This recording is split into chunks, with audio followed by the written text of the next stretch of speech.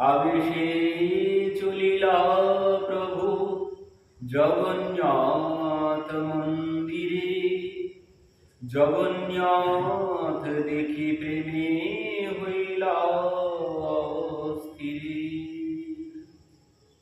তো মহাপ্রভু ভাবাবেশে আবিষ্ট হয়ে আবেশে চলিলা প্রভু জগন্নাথ মন্দিরে, জগন্নাথ দেখি প্রেমে হইলা অস্থিরে। তো সেই জগন্নাথকে যখন তিনি দর্শন করেছেন, প্রেমে তিনি অস্থির হয়ে গেছেন।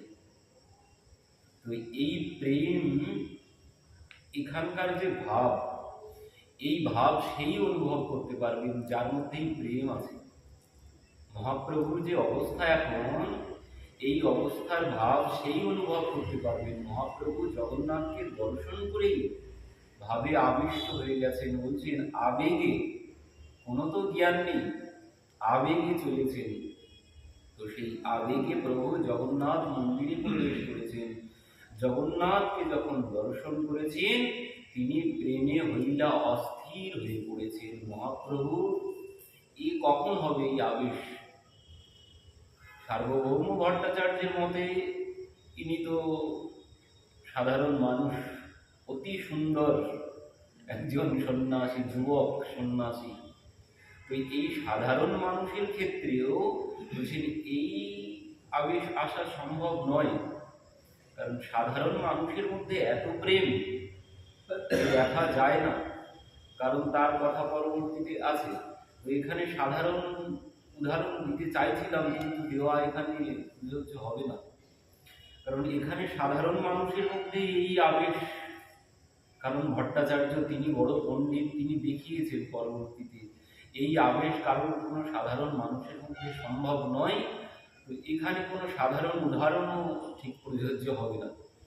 তো মহাপ্রভু অস্থির হয়ে পড়েছেন। তো এই ভাব আমরা দেখতে পাই সেই সুরদাসজির মধ্যে কিছুটা। ওনাকেও সাধারণ বলা যাচ্ছে না, উদ্ধবেরই অবতার তিনি। তো তার মধ্যেও এই আবেশ ছিল, এই প্রেম ছিল। বলছেন সেই সুরদাসজি জন্ম থেকে অন্ধ। তো আমাদের যদি এমন অবস্থা হয়, আমাদের যদি অঙ্গের কোনো বিকৃতি হয়, তো আমরা তো ভগবানকেই গালি দিই না? সেই একজন ছিলেন, মানে ওই জুতো কিনতে গেছে, এখন একটাও তার পায়ে হচ্ছে না। তো সেখানে এবার দোকানে সব দেখা হয়ে গেছে, ও সব ছোট হয়ে যাচ্ছে। তো সেখান থেকে ফিরে এবার পথে যেতে যেতে গালি দিচ্ছেন ভগবানকে। বলছেন ভগবান, তোমার কোনো বিচার নেই, তুমি যদি আমার পা এক ইঞ্চি ছোট করে দিতে তো তোমার কি এত অসুবিধা হতো? কোনো অসুবিধা হতো না। তো সে ভগবানকে গালি দিতে দিতে যাচ্ছে, তোমার কোনো বিচার নেই।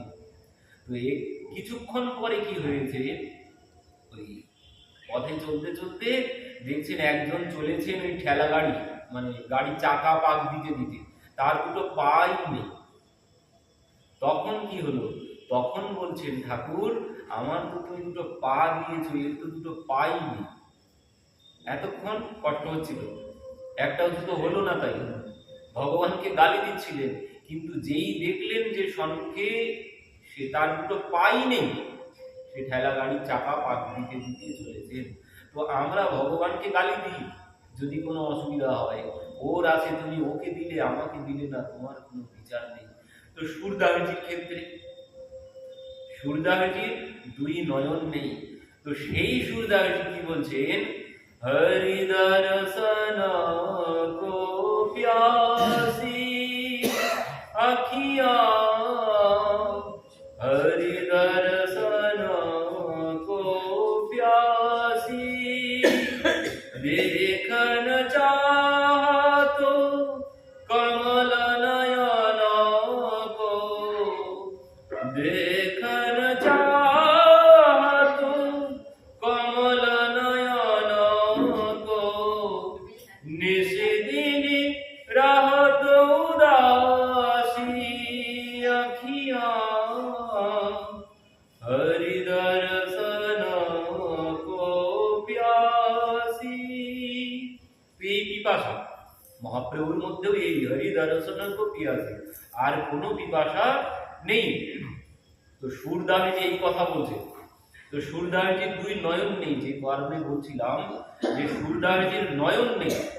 তো সুরদাসজি নয়ন নেই, তো এখানে তো বলা হয়েছে নাকি যে আপনাকে তো ভগবান দুটো নয়নই দেননি, তো আপনার তার প্রতি এত প্রেম কেন? আপনাকে ভগবান দুটো নয়নই দেয়নি, তো আপনার তার প্রতি এত প্রেম কেন? তো সুরদাসজি সেখানে কি বলেছিলেন জানেন? সুরদাসজি বলছেন, ভগবান তোমাদের নয়ন দিয়েছে আর আমাকে নয়ন দেয়নি। তোমাদের নয়ন দিয়েছে কি জন্যে? তোমাদের নয়ন দিয়েছে তোমাদেরকে একা একা চলার জন্য। এমন কথা কোথাও পাওয়া যাবে না। বলছেন ভগবান তোমাদের দুই চরণ দিয়েছে, তোমার দুই নয়ন দিয়েছে, তোমাকে একা একা দেখে পথ চলতে হবে। আর আমাকে তিনি দুই নয়ন দেননি। কেন দেননি? বলছেন আমাকে তিনি হাত ধরে পথ চলাবেন, তাই নয়ন দেননি। বলুন দাদি দাদি, এমন বিচার আমাদের মধ্যে আসবে? আমরা হলে তাকে গালি দিতাম ভগবানকে, কিন্তু সুরদাসজি বলছেন আমাকে তিনি নয়ন দেননি এই জন্যে, তিনি আমাকে হাত ধরে চালাবেন তাই। আর তোমাদের নয়ন দিয়েছে, তোমাদের নিজে চলতে হবে, তোমাদেরকে ধরতে ভগবান আসবে না, আমার তিনি হাত ধরে চালাবেন তাই চালিয়েছে ভগবান, তাকে হাত ধরেই চালিয়েছে। তো এই সুরদাসজি বলছেন হরি দর্শন কো পিয়াসী, আখিয়া হরি দর্শন কো পিয়াসী, বলছেন অন্য কোনো পিপাসা আর নেই। বলছেন এমন ব্যাকুলতা যখন হবে মহাপ্রভুর এর থেকেও উপরের ব্যাকুলতা। তো এই ব্যাকুলতা নিয়ে মহাপ্রভু চলেছেন। তো সেখানে জগন্নাথকে দর্শন করেই তিনি তো প্রেমে অস্থির হয়ে পড়েছেন।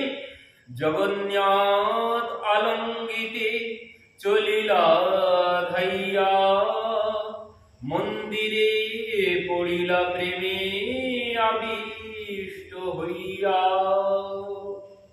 জগন্নাথ আলঙ্গিতে চলিলা ধাইয়া, মন্দিরে পড়িলা প্রেমাবিষ্ট হইয়া। জগন্নাথকে আলিঙ্গন করার জন্য তিনি ছুটে চলেছেন, কিন্তু তিনি পরক্ষণেই বলছেন আলিঙ্গন করা পর্যন্ত, সেই পর্যন্ত জগন্নাথকে স্পর্শ করার আগেই তিনি বলছেন পড়িলা প্রেমে আবিষ্ট হয়ে তিনি পড়ে গেছেন। তো এবার কি হয়েছে? দৈবে সার্বভৌম তাহা করেন দর্শন, পরিছা মারিতে তোহে কইল নিবারণ। বলছেন ওই পান্ডারা যারা ছিলেন তারা মহাপ্রভুকে বাধা দিতে গিয়েছিলেন, কেউ তো মারতেও যাচ্ছিলেন। তো সেই সময় বলছেন দৈব যুগে সার্বভৌম ভট্টাচার্য এখানে এসে উপস্থিত হয়েছেন।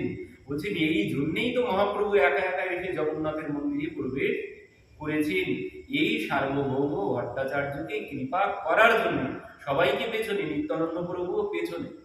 ওই যে দণ্ড ভাঙার নাটক হলো, এই নাটক নিত্যানন্দ প্রভু করেননি, এ মহাপ্রভুর ইচ্ছাতেই হয়েছে। কিছু একটা অজুহাত না হলে সবাইকে কি করে আমি তাড়িয়ে দিই? তো সবাইকে তিনি সরিয়ে দিয়েছেন, একা একা তিনি আজ এসেছেন মন্দিরে। কার জন্য? শুধুমাত্র এই সার্বভৌম ভট্টাচার্যের জন্যে। প্রভু সৌন্দর্য আর প্রেমর বিকার দেখি সার্বভৌমের হইল বিস্ময় অপার। প্রভুর সৌন্দর্য আর প্রেমের বিকার, প্রভুর রূপ, তারপর প্রভুর মধ্যে যে প্রেমের বিকার, এই দেখেই সার্বভৌম হইল বিস্ময় অপার। তিনি বিস্মিত হয়ে গেলেন। মানে বিস্মিত হয়েছেন কেন? বলছেন এতদিন তিনি তার গ্রন্থে যা যা পড়েছেন সেইগুলো এখন দেখতে পাচ্ছেন প্র্যাকটিক্যালি। এতদিন দেখেননি, এতদিন পড়েছেন মাত্র গ্রন্থে, তো সেই লক্ষণগুলো তিনি আজ দর্শন করেছেন প্র্যাকটিক্যাল। এই জন্য তিনি আজ বিস্মিত হয়ে গেছেন। বহুক্ষণে চৈতন্য নহে ভোগের কাল হইল, সার্বভৌম মনে তার উপায় চিন্তলিও। বলছেন বহুক্ষণে চৈতন্য নহে নহে ভোগের কাল হইল, জগন্নাথের ভোগের সময় হয়ে গেল, এতক্ষণ ধরেও প্রভুর মধ্যে কোনো জ্ঞান নেই। সার্বভৌম মনে তবে উপায় চিন্তিল। সার্বভৌম ভট্টাচার্য চিন্তা করতে শুরু করলেন, এখন করা যায় কি এনাকে নিয়ে। শিষ্য পরিছাদারে প্রভু নীল হইয়া, ঘরে আনি পবিত্র স্থানে রাখিল শোয়াইয়া।